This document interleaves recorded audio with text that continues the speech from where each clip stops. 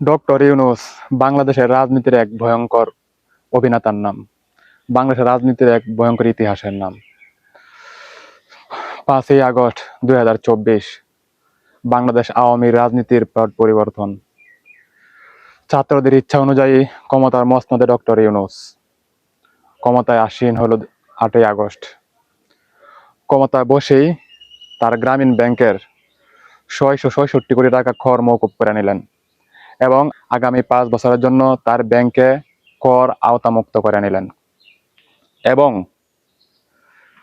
প্রত্যেকটা সেক্টর, স্বাস্থ্য খাত, মানে প্রত্যেকটা খাত, বাংলাদেশ যতগুলা খাত আছে কোনো খাতে উন্নয়ন না করে আগামী 15 মাসে তিনি 300 কোটি টাকা বিদেশি ঋণ করলেন।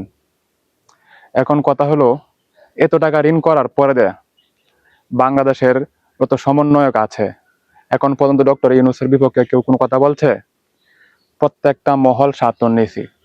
স্বার্থের কারণে ওরা এই রাজনৈতিক পট পরিবর্তন করেছে এবং স্বার্থের কারণে ওরা মুখ কুলো পেটে বসে আছে।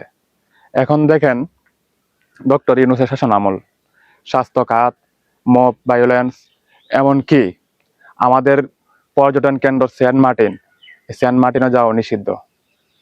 কেন নিষিদ্ধ? তার নির্দিষ্ট কোনো ক্লিয়ারেন্স নাই। সর্বশেষ তিনি ক্ষমতা ছাড়ার একদিন আগে নিজেকে ভিভিআইপি ঘোষণা করে গেলেন। এটা তো একটা চরম লেভেলের বাটপারি। দ্বিতীয়ত, তিনি আমেরিকার সাথে এমন এক চুক্তি করে গেলেন, এখন যদি বাংলাদেশি নাগরিক কোনো রাশিয়ান তরুণীকে বিয়ে করতে চায় তবুও আমেরিকার অনুমতি লাগবে। শুধু খালি এই বিষয় না, রাশিয়া থেকে তেল আনবে বাংলাদেশ, এর জন্য আমেরিকার অনুমতি লাগবে। তাহলে কোন গেরা কলে বাংলাদেশকে আটকায়ত হয়ে গেছে ডক্টর ইউনূস, এটা হারে হারে টের পাবে বাঙালি জাতি। শুধু সময়ের অপেক্ষা। ডক্টর ইউনূস, আমি আবারও বলছি, ইমানদার ফুলাইল বাংলাদেশের রাজনীতির এক অভিশপ্ত ইতিহাস। সময় আসবে, সময় আসলে হারে হারে টের পাইবেন।